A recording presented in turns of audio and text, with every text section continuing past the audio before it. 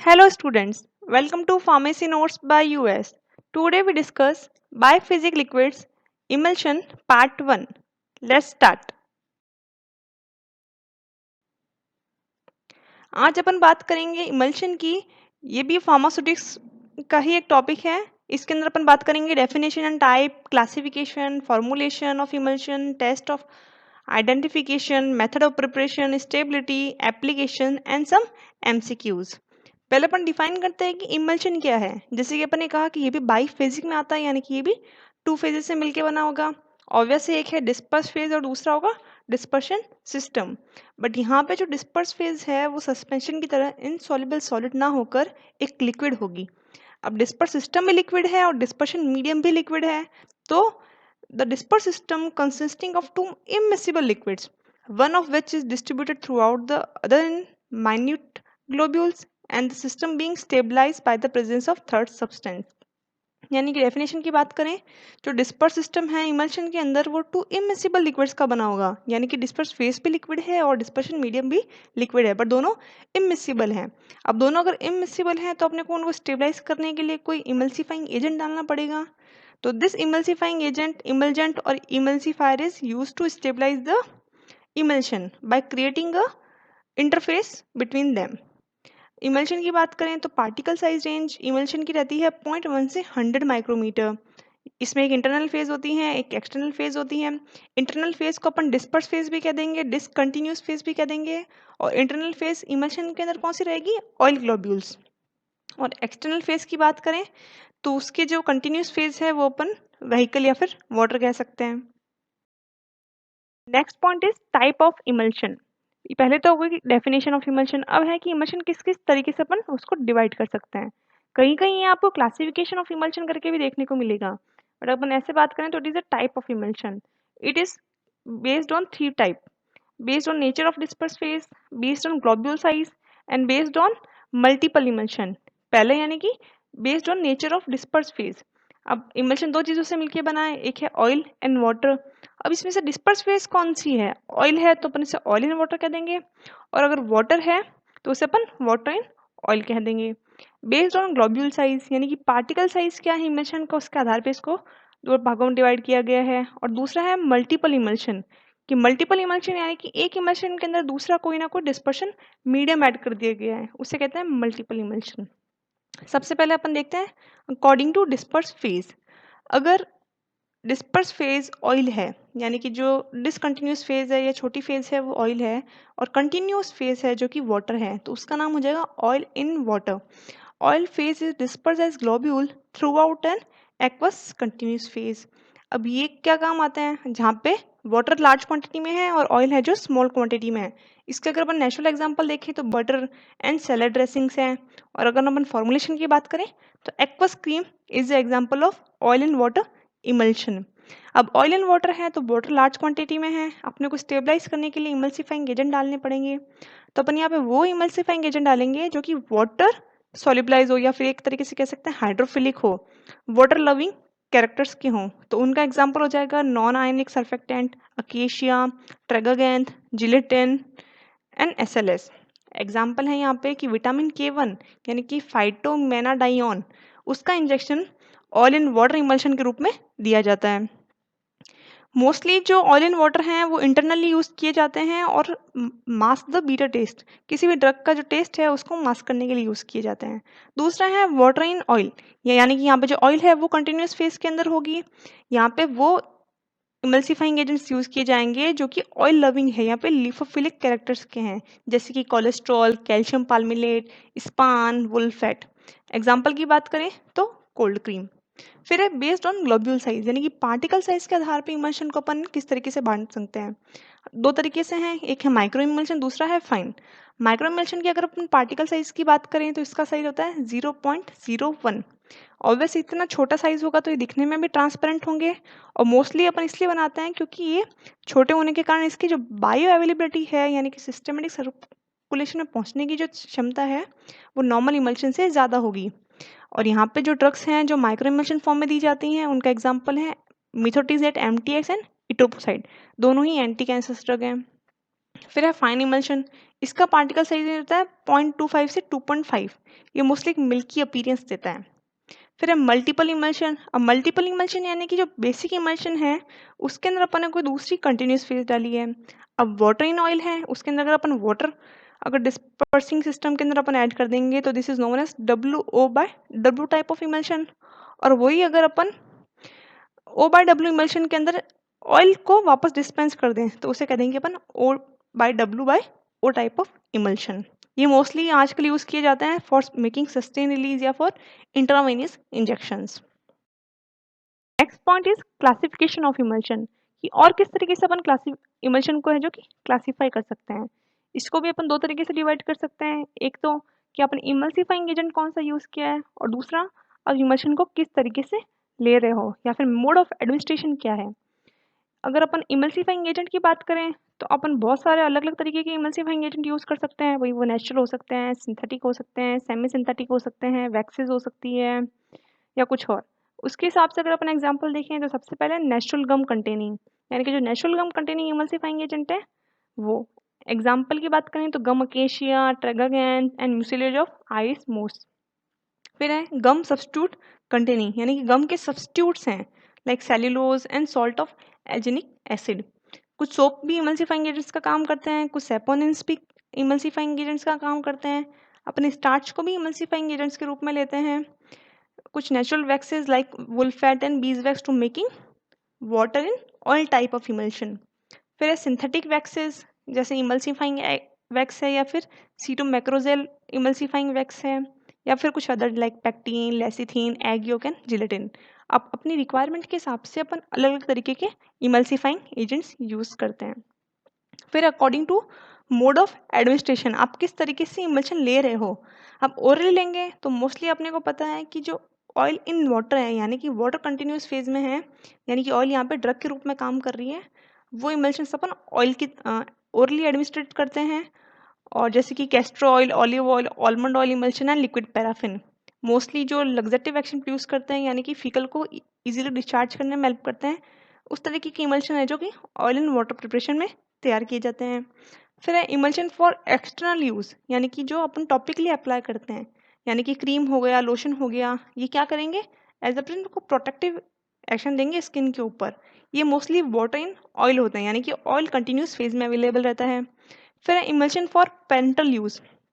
कुछ कुछ ड्रग ऐसी होती हैं जो कि ऑयल में ही सॉल्युबल होंगी, तो ऑयल में सॉल्युबल होंगी तो we have to make an emulsion for them.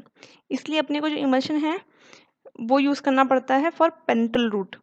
Example की बात करें जैसे कि कुछ फैट सॉल्युबल विटामिन है A, D, E, इन सब का अपने को ऑयली इमल्शन बनाना पड़ता है पेरेंटली देने के लिए। फिर लास्ट है इमल्शन फॉर रेक्टल यूज़। जैसे कि अपन ने बात की थी यहाँ पे कि स्टार्च भी इमल्सिफाइंग एजेंट्स के रूप में काम कर सकते हैं। तो जब स्टार्च का म्यूसिलेज बनाया जाता है तो this is also known as emulsion, और ये एनिमा के रूप में दिया जाता है वाया रेक्टल यूज़। मोस्टली ये क्या करता है, help in evacuation of bowel, bowel को इवोक्यूट करने में हेल्प करता है। Next point is formulation of emulsion, यानी कि अब अपने को अगर इमल्शन बनाना है तो अपने को इसमें कौन कौन से एक्सीपेंट ऐड करने होंगे, कौन कौन से दूसरे इंग्रेडिएंट ऐड करने होंगे, उसकी बात करेंगे। तो सबसे पहले जब अपने को इमल्शन बनाना है तो अपने को कोई ड्रग की बात करनी होगी, यानी कि API, एक्टिव फार्मास्यूटिकल इंग्रेडिएंट। उसके बाद अपन लेंगे इमल्सिफाइंग एजेंट। इमल्सिफाइंग एजेंट्स क्या करते हैं, they reduce the interfacial tension between two phases. Phases कौन कौन सी होती हैं, oil and water, and make them miscible with each other and form stable emulsion। यानी कि जो दोनों फेजेस हैं उन दोनों के बीच में इंटरफेशियल टेंशन को रिड्यूस कर देंगे और सिस्टम को स्टेबल बनाएंगे, वरना क्या होगा, दोनों आसानी से सेपरेट हो जाएंगे। अब इमल्सिफाइंग एजेंट की बात करते हैं तो भी बहुत सारे तरीके के इमल्सिफाइंग एजेंट्स हो सकते हैं। नेचुरल हो सकते हैं, सेमी सिंथेटिक हो सकते हैं, सिंथेटिक हो सकते हैं, इनऑर्गेनिक हो सकते हैं, और एल्कोहल बेस्ड हो सकते हैं। उनके आधार पे अगर अपन शुरू में बात करें तो अपन यहाँ बात करेंगे सिर्फ नेचुरल प्रोडक्ट्स की एंड सेमी सिंथेटिक पॉलीसेक्राइड्स की। नेचुरल प्रोडक्ट्स की बात करें यानी कि नेचुरली कौन से अपने को इमल्सिफाइंग एजेंट्स मिल रहे हैं, दो तरीके से मिल सकते हैं, या तो एनिमल सोर्स होगा या फिर प्लांट सोर्स होगा। प्लांट सोर्स के एग्जांपल हैं पॉलीसेक्राइड्स, वाइल एनिमल सोर्स के एग्जांपल हैं स्टिरॉल्स कंटेनिंग्स। पॉलीसेक्राइड्स की बात करें तो mostly they form oil and water type of emulsion और एनायनिक इन नेचर होते हैं। सबसे पहले बात करते हैं अपन अकेशिया की। अकेशिया अगर अपने को याद है, अपन ने सस्पेंशन में पढ़ा था, it is obtain from acacia senegal, also known as Indian gum. ये तब यूज़ किए जाते हैं मोस्टली जब अपने को एक्सटेम्पोरेनियस प्रिपरेशन बनानी हो। एक्सटेम्पोरेनियस यानी कि जब तुरंत अपने को कोई फॉर्मुलेशन यूज़ करनी हो। ये है जो कि एक वाइड रेंज तक स्टेबल हो सकती है, वो पीएच है 2 to 8। बट ये इनको अपन एक्सटर्नली यूज़ नहीं करते क्योंकि ये बहुत ज़्यादा स्टिकी होती हैं। अपन जब मेथड ऑफ इमल्शन प्रिपरेशन की बात करेंगे तब अपने को वहाँ पता चलेगा कि according to oil they are different method to prepare a emulsion, यानी कि कौन सा ऑयल है उसके हिसाब से एक डिफरेंट टिश्यू यूज़ करते हैं अपन ऑयल वाटर गम का उसको बनाने के लिए। तो मोस्टली अकेशिया के अंदर वो चीज़ आती है कि जो गम है वो अपन अकेशिया ले रहे हैं। तो अगर मैं एग्जांपल की बात करूं, जैसे कि फिक्स्ड ऑयल अपन ले रहे हैं, फिक्स्ड ऑयल का एग्जांपल क्या है, कैस्ट्रॉल हो गया, अराचीज ऑयल हो गया। तो जब अपने पास वो है, तो सपोज मैं 20 ml अकेशिया ले रही हूँ, तो मुझे उसका हाफ वाटर लेना होगा 10 ml, और उसका हाफ मेरे को गम लेना होगा 5 ग्राम। वोलेटाइल ऑयल की बात करते हैं। वोलेटाइल ऑयल यानी कि अपन ने वोलेटाइल ऑयल की बात की तो कोई भी परफ्यूमिंग ऑयल, वहाँ पे रेशो रहेगा 2/2:1। और मिनरल ऑयल जैसे कि लिक्विड पैराफिन की अपन ने बात कर दी, तो वहाँ पे जो रेशो रहेगा वो रहता है 3:2:1। ये मोस्टली इसलिए यूज़ किए जाते हैं तो ताकि ये सबसे ज़्यादा स्टेबल रेशोज हैं एक फॉर्मुलेशन बनाने के लिए। फिर दूसरा इंग्रेडिएंट है ट्रेगागेंथ। ट्रेगागेंथ का अपने को पता है, इट इज ऑब्टेन फ्रॉम एस्पेरगस गमी फेरी। ये मोस्टली अपने को इसलिए यूज़ करते हैं जब अपने को सिस्टम की विस्कोसिटी बढ़ानी है, बट अकेला कभी यूज़ नहीं किया जाता, इसको हमेशा अपन को अकेशिया के साथ यूज़ करना होता है। इसका 1/10 ऑफ अकेशिया के साथ मिलाकर कोई भी फॉर्मुलेशन के अंदर ऐड किया जाता है। थर्ड है अगार। ये एक अच्छा इमल्सिफायर है, इसकी जो कंसंट्रेशन है वो अपन 2% तक यूज़ की जाती है। इसको अपन मोस्टली लिक्विड पैराफिन इमल्शन बनाने में यूज़ करते हैं अकेशिया के साथ। ये एक अच्छी विस्कोसिटी सिस्टम को देता है। फिर है पैक्टीन। पैक्टीन मोस्टली जो है कि एप्पल पल्प के थ्रू बनाते हैं after cedar making. Cedar making यानी कि जो बीवरेज मेकिंग करने के बाद जो एप्पल का पल्प बचता है उससे पैक्टीन बनाया जाता है। इसकी मोस्टली अपन as emulsifying agent concentration 1% use करते हैं, but it is incompatible with alkyl tannic acid and salicylic acids. फिर स्टार्च। स्टार्च अपने को 3 चीज़ों से मिल सकता है, या तो पोटैटो से, या फिर मेथ से, या फिर दूसरे ग्रेन से। ये पुअर इमल्सिफाइंग एजेंट है, बट अपन इसका म्यूसिलेज बना सकते हैं ऑयल का फॉर एनिमाज। फिर है आयरिस मोस कॉन्ट्रोस। ये मोस्टली डाई सीवीड्स होते हैं, कॉन्ट्रोस क्रिप्सस के, ये थिकनिंग एजेंट के रूप में काम करते हैं अकेशिया के साथ कोड लीवर ऑयल इमल्शन बनाने के लिए। फिर है स्टेरॉइड कंटेनिंग। मोस्टली इसके अंदर 3 से 4 केमिकल्स हैं। पहला है beeswax. Beeswax apis mellifera honey से अपने को मिलती है। It contain myricyl palmitate and ester of higher alcohol, cholesterol and free cerotic acid, जो कि जब बोरेक्स से रिएक्ट करती है तो सोप बनाती है, जो कि कोल्ड क्रीम में बनाने में हेल्प करता है। फिर है wool fat. It contain fatty acid ester of cholesterol, fatty alcohol, जो कि water in oil type of emulsion बनाने में हेल्प करता है। ये मोस्टली 50% ऑफ वाटर एब्जॉर्ब कर सकते हैं। मोस्टली जो वुल्फैट है वो अनस्टेबल होता है, तो उसको स्टेबलाइज करने के लिए अपने को कोई मेथड यूज़ करने पड़ते हैं। तो 3 मेथड यूज़ करते हैं अपन, hydrogenation, fractionation and treatment with ethylene oxide. Hydrogenation के अंदर ये मोस्टली वाइट इन नेचर होगा और नॉन स्टिक रहेगा। फ्रैक्शनेशन के अंदर जो बनता है उसे अपन लिक्विड लैलोनिन बोलते हैं। और वह ट्रीटमेंट विथ इथाइलिन ऑक्साइड, इसके अंदर नॉन आयनिक या फिर पॉली ऑक्सी इथाइलिन डेरिवेटिव्स अपन बनाते हैं। फिर है एग योक। एग योक बहुत ही ध्यान से यूज़ किया जाता है क्योंकि बहुत ही जल्दी ख़राब हो जाता है, यानी कि इसको भी जैसे अपने को इमल्शन बनाना है उसी वक्त इसको यूज़ किया जाएगा। दूसरा, इसका प्रिजर्वेशन भी बहुत हार्ड है, बहुत आसानी से आपको इसको प्रिजर्व करना पड़ेगा। इसकी जो कंसंट्रेशन है वो रहेगी 12 to 15%। फिर है जिलेटिन। जिलेटिन मोस्टली है जो कि बोन से जो ऑयल है वो एक्सट्रैक्ट करके बनाया जाता है। इसका कंसंट्रेशन 1% रहेगा, बट ऑब्वियस एनिमल सोर्स है तो ये बैक्टीरिया के लिए बहुत ज़्यादा प्रोन होते हैं, तो अपने को अच्छा सा प्रिजर्वेटिव इसके अंदर ऐड करना पड़ेगा। फिर है सेमी सिंथेटिक पॉलीसेक्राइड। 2 तरीके के होते हैं, methyl cellulose and sodium carboxy methyl cellulose. Methyl cellulose suspending agent के रूप में काम करता है, यहाँ पे 2% कंसंट्रेशन के साथ। थिकनिंग और इमल्सिफाइंग एजेंट के रूप में भी अपन इसको यूज़ लेते हैं, और ये भी स्टेबल रहता है पीएच रेंज, एक वाइड पीएच रेंज पे और अल्कोहल के साथ। बट जैसे ही अपन हाई कंसंट्रेशन ऑफ इलेक्ट्रोलाइट डालते हैं ये अनस्टेबल हो जाता है। सोडियम कार्बोक्सी मिथाइल सेल्यूलोज की बात करें तो इसकी जो कंसंट्रेशन है वो अपन यूज करते हैं 0.5 से 1%। Next emulsifying agent is synthetics, यानी कि जो सिंथेसाइज अपने को बनाए जाते हैं। उसके अंदर अगर अपन बात करें तो मोस्टली जो सर्फेक्टेंट है दे आर सिंथेटिक। अब सर्फेक्टेंट भी तीन तरीके के होंगे, एनायनिक यानी कि जिसमें एनायन प्रेजेंट हो या फिर वाटर में डालने पे एनायनिक ग्रुप में टूट जाए। फिर है बीटा बी कैटायनिक यानी कि जिसमें कैटायन हो। सी है नॉन आयनिक जिसमें कोई भी चार्ज अवेलेबल ना हो। अब अगर अपन उनकी बात करें कि भाई एनायनिक कौन से हैं, कैटायनिक कौन कौन से हैं और नॉन आयनिक कौन से हैं, तो उसकी बात भी करते हैं। सबसे पहले एनायनिक सर्फेक्टेंट। एनायनिक सर्फेक्टेंट के अंदर मोस्टली 5 तरीके के सर्फेक्टेंट या अपन केमिकल यूज करते हैं। सबसे पहले अपन यूज करते हैं alkali metal and ammonium soap. They are sodium, potassium, ammonium salt of long chain fatty acid. Example oleic, stearic and deconolic acid. Prepare O by W emulsion. ये mostly जो sodium potassium ammonium salts के oleic acid या फिर long chain fatty acids होते हैं, ये oil and water type of emulsion बनाने में हेल्प करते हैं। जैसे कि सॉफ्ट सोप बनाने में अगर आपको याद हो तो सोडियम हाइड्रोक्साइड अपन यूज़ करते हैं, उसके अंदर अपन कोई कोकोनट ऑयल डालते हैं, तो वहाँ पे जो भी सोप यूज़ करते हैं वो एनायनिक सर्फेक्टेंट कैटेगरी के हैं। और दूसरा व्हाइट लिनीमेट बनाने में भी अपन एल्काइल मेटल भी यूज़ करते हैं। ये एक वाइट पीएच पे स्टेबल होते हैं, बट सबसे ज़्यादा स्टेबल रहते हैं पीएच 10 पे।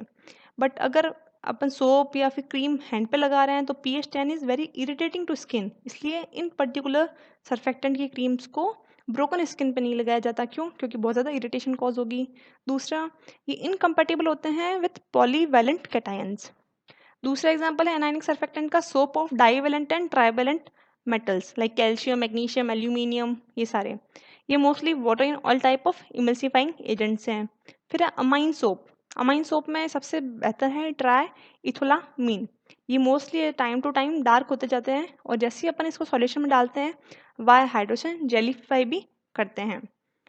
फिर है एल्काइल सल्फेट। एल्काइल सल्फेट के अंदर mostly they are ester of fatty alcohol and sulphuric acid. इसमें सबसे खास एग्जांपल है सोडियम लोराइड सल्फेट का। जब भी आपको एनायनिक सर्फेक्टेंट का एग्जांपल देखने को मिलेगा तो हमेशा आपको वहाँ पे दो ही एग्जांपल देखने को मिलेंगे। कौन से? Sodium lauryl sulphate SLS and sodium cetostearyl sulphate. फिर है पांचवा एल्काइल फॉस्फेट। ये भी एल्काइल सल्फेट के जैसे होते हैं बट सल्फ्यूरिक एसिड की जगह यहाँ पे फॉस्फोरिक एसिड ऐड हो जाता है। फिर है कैटायनिक। कैटायनिक की खास बात ये होती है कि ये एंटी माइक्रोबियल एक्टिविटी भी प्रोवाइड करते हैं, इसलिए इनके अंदर अपने को प्रिजर्वेटिव डालने की जरूरत नहीं पड़ती। एग्जाम्पल इसका है क्वाटर्नी अमोनियम कंपाउंड और उसके अंदर सेट्रीमाइड, इसलिए ये स्टेबल भी होते हैं। फिर है नॉन आयनिक। नॉन आयनिक के अंदर भाई चार्ज है नहीं, ना तो एनायनिक है ना कैटायनिक है, बट इनमें एक खास चीज़ ये है कि ये हाइड्रोफिलिक एंड लिपोफिलिक प्रॉपर्टी दोनों को इम्पार्ट करते हैं according to their HLB value. अब HLB वैल्यू क्या होती है? HLB वैल्यू है एक हाइड्रोफिलिक लिपोफिलिक बैलेंस स्केल, यानी कि आपके स्केल पे उसका मान कितना आ रहा है उसके हिसाब से वो हाइड्रोफिलिक होगा। हाइड्रोफिलिक यानी कि वाटर लविंग कैरेक्टर्स का होगा, और वाटर लविंग कैरेक्टरिस्टिक यानी कि oil in water type of emulsion बनाने के लिए फेवरेबल होगा। और वो इसका उल्टा बोल दें लिपोफिलिक, तो वहाँ पे water in oil type of emulsion बनाने के लिए फेवरेबल होगा। अब इसके अंदर कौन कौन सी कैटेगरी आती हैं वो देखते हैं। फर्स्ट है ग्लाइकोल एंड ग्लिसरॉल एस्टर्स। ये मोस्टली हाइड्रोफोबिक नेचर के होते हैं, इसलिए ऑब्वियस है ऑयल कंटिन्यूस फेज के इमल्शन बनाने में कैपेबल रहते हैं। एग्जाम्पल है ग्लिसराइल मोनोस्टीरेट, पॉलीइथाइलिन ग्लाइकोल। अब ग्लिसराइल मोनोस्टीरेट तो हाइड्रोफोबिक है और वेल पीएच इज हाइड्रोफिलिक। फिर है सोबिटेन एस्टर। सोबिटेन एस्टर का एग्जाम्पल है span and span is lipophilic. ये मोस्टली 20, 60 एंड 80 कैटेगरी में अपने को मिलते हैं। Span 20 मोनोलोरिएट, 60 stearate and 80 ओलिएट। फिर है मैक्रोवोल एस्टर्स। दे आर पॉलीइथाइलिन और पॉलीऑक्सी इथाइलिन ग्लाइकोल। ये हाइड्रोफिलिक इन नेचर होते हैं और हाइड्रोफिलिक नेचर होने के कारण ये वाटर कंटिन्यूस फेज के इमल्सिफाइंग एजेंट की कैटेगरी में आते हैं। फिर है मैक्रोजेल्स। मैक्रोजेल्स में mostly they are condensation product of PEG, polyethylene glycol and fatty acid cetyl और सिट्रोस्टाइल अल्कोहल। फिर है polysorbate. They are polyethylene glycol derivative of sorbitan ester, यानी कि जो सोबिटेन एस्टर थे ये लिपोफिलिक थे, तो इनका जैसे ही अपन ने डेरिवेटिव कन्वर्ट किया पॉलीसॉर्बेट में तो क्या हुआ, ये लिपोफिलिक से हाइड्रोफिलिक में कन्वर्ट हो गए। और एग्जाम्पल क्या अगर अपन इसकी बात करें तो ट्विन एंड पोला वैक्स। फिर है polar alcohols. They are polyoxyethylene derivative of polyoxypropylene. और फिर है polyvinyl alcohol PVA, they are obtain from hydrolysis of polyvinyl acetate, hydrophilic in nature होते हैं। फिर है हायर फैटी अल्कोहल्स, इसके अंदर mostly cetyl alcohol, stearyl alcohol and cetostearyl alcohol आता है according to their molecular weight. जितना ज़्यादा मॉलिकुलर वेट होगा उतना ही लिपोफिलिक कैरेक्टर्स में चेंज होता जाएगा। ये सैचुरेटेड एलिफेटिक मोनोहाइड्रिक अल्कोहल्स होते हैं। Point is last inorganic and alcohol, यानी कि इमल्सिफाइंग एजेंट्स में inorganic type of emulsifying agents कौन से हैं और alcoholic type of emulsifying agents कौन से हैं। अब नाम से पता चल रहा है इनऑर्गेनिक, अपन ने पहले भी बात की थी कि जो क्ले टाइप ऑफ सिस्टम्स होते हैं वो मोस्टली जो इमल्सिफाइंग सस्पेंडिंग एजेंट्स के रूप में काम आते हैं, तो इमल्सिफाइंग एजेंट्स में भी वही चीज़ रहेगी। इनऑर्गेनिक जो इमल्सिफाइंग एजेंट्स हैं वो मोस्टली क्लेस के एग्जांपल हैं, like they are finely divided solid balance hydrophobic and hydrophilic properties are adsorb at oil upon water interface forming coherent film that prevent coalescence of disperse phase. यानी कि एक तो ये oil and water type of emulsion बना रहे हैं और दूसरा इंटरफेस पे आके रुक रहे हैं जिससे कि कोलेसेंस ऑफ ग्लोब्यूल्स आपस में नहीं होंगे। एग्जाम्पल की बात करें तो oil and water type of emulsion बनाने के लिए अपन मिल्क ऑफ मैग्नीशिया यूज़ करते हैं। मिल्क ऑफ मैग्नीशिया क्या होता है, मैग्नीशियम हाइड्रोक्साइड 10 to 20% कंसनट्रेशन पे। मैग्नीशियम ऑक्साइड यूज़ करते हैं 5 to 10%। Magnesium aluminium silicate use करते हैं 1%। और water in oil and water दोनों अपन बना सकते हैं यूजिंग बेंटोनाइट 5% कैटेगरी। फिर है अल्कोहल। अल्कोहल में कार्बोवैक्सेस यानी कि कार्बोमर, कोलेस्ट्रॉल एंड लेसिथिन आता है। Carbowax are mostly use for cream ointments. Cholesterol are again cetyl alcohol, stearyl alcohol and glyceryl monostearate, यानी कि ये लिपोफिलिक कैरेक्टर्स की बात आ गई। लेसिथिन इस W/O type of emulsion create करती हैं और ये डार्कन हो जाते हैं लाइट में क्योंकि उनका ऑक्सीडेशन हो जाता है। फिर यहाँ बात हो गई अपन ने API की और इमल्सिफाइंग एजेंट की, ये दो चीज़ें तो ऐड हो गई। अब अपने को और क्या ऐड करना पड़ेगा उसको और प्रिजर्व करने के लिए, preservative, antioxidant and flavours. Preservative की बात करें तो अपन प्रिजर्वेटिव क्यों यूज़ करते हैं, to increase the stability. Preservative की एग्जांपल बात करें तो benzoic acid, methyl and propyl parabens, chloroform, cholesterol, cetrimide, phenyl mercuric nitrate and chlorocresol using different concentration अपन यूज़ करेंगे। फिर यूज़ करते हैं अपन एंटीऑक्सीडेंट। एंटीऑक्सीडेंट क्या करते हैं, ये प्रिवेंट करते हैं ऑक्सीडेशन से प्रिवेंट करेंगे तो खुद ऑक्सीडाइज हो जाएंगे और अपने प्रोडक्ट को बचा लेंगे। एग्जाम्पल की बात करें तो ascorbic acid, propyl gallate, tocopherol and gallic acid. फिर लास्ट में फ्लेवर। ऑयल है तो एक अजीब सा या फिर इरिटेटिंग सा टेस्ट होता है, इसलिए अपने इसके अंदर फ्लेवर्स भी ऐड करते हैं जो कि उसको पैलेटेबल बनाता है, टेस्ट में थोड़ा सा अपीयरेंस बनाता है। तो फ्लेवर्स के अंदर mostly upon vanillin and benzaldehyde use करते हैं। वेनिलिन तो बहुत ही अच्छा कॉम्बिनेशन है लिक्विड पैराफिन इमल्शन के लिए, और कोड लीवर इमल्शन के अंदर अपन बेंजल्डिहाइड यूज करते हैं। I hope you like and enjoy the video. Thank you. Please like, share and subscribe.